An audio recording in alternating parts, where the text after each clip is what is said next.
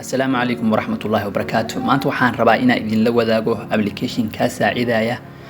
inaad dib u hesho fariimaha la delete gareeyay ee WhatsApp-ka. Fariin lagu soo diray hadana dib loo tirtiray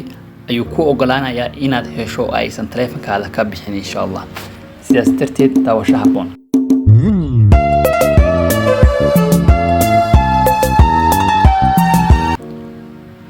marka koowaad waxaad tagaysaa application yani appka aad ka soo degsato applicationada ama sida u taqaano Play Store-ka waxa ku qoraysaa anti delete for WhatsApp messages site ayaad oranaysaa waa raadinaysaa application badan ayaa ku soo baxaya laakiin kana ugu habboon aan isleeyahay oo ugu sahlan markuu ku soo dago open ayaad oranaysaa open marka tiraado wuxuu ku leeyahay shaashada saan ayaa ku soo baxayso dan waxa leedahay taanona ayaad leedahay application uu ogolow inuu yani message-yada la delete gareeyo ku keep gareeyo allow ayaad oranaysaa hadana meeshan kale hadana okay ayaad oranaysaa dib ayaad u soo noqonaysaa application-ka hadana sidoo kale meesha ay hadana mar labaad furaysaa hadda waxaad awood u leedahay hadii saaxiibka ama qof kamid ah asxaabtaada uu ku soo diro fariin oo hadana dib oo laabto inaad fariintii aad hesho oo halkan aad ka dhaxesho si aan iskula tijaabino hadda fariin ayaan taleefanka kale ka soo dirayaa kadibna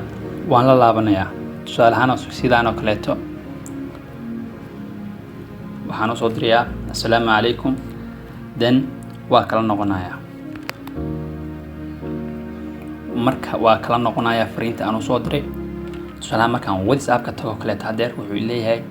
shakhsigan message-kan waa la delete gareeyay laakiin application-kii markaan gudaha u galo waxaan dib u helayaa fariinta la soo diray qofkan ayaa ii soo diray assalaamu calaykum tusaale ahaan oo kaleeto waa kana detailskiisa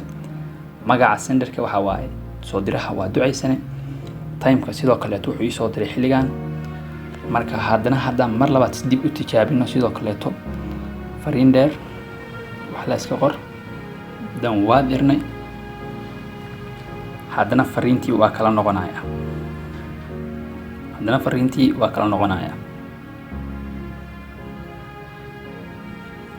marka fariinta hadana waa la diriyay WhatsApp-ka marka dib tagto fariintii wataasa marka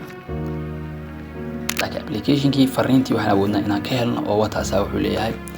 hebel wuxuu la diriyay sidaas sidoo kale appkan wuxuu ku kooban yahay hadda gudaha oo sii galno si qaybta setting-ka tagno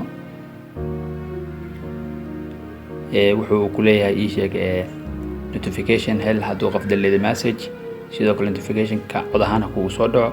codka notification-ka halkan kale wuxuu ku leeyahay fariimaha kaydsan oo kaleeto kaliin gare oo appkan u keydiyay intaas ayaa macno weyn ku fadhida marka haatan waxaan rajeynayaa inaad ka wada bogatiin oo ka hesheen waxaan idin leeyahay Ramadaan mubaarak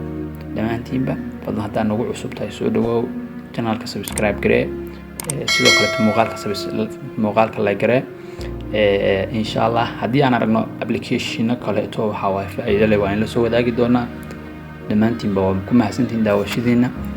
mar kale Ramadaan mubaarak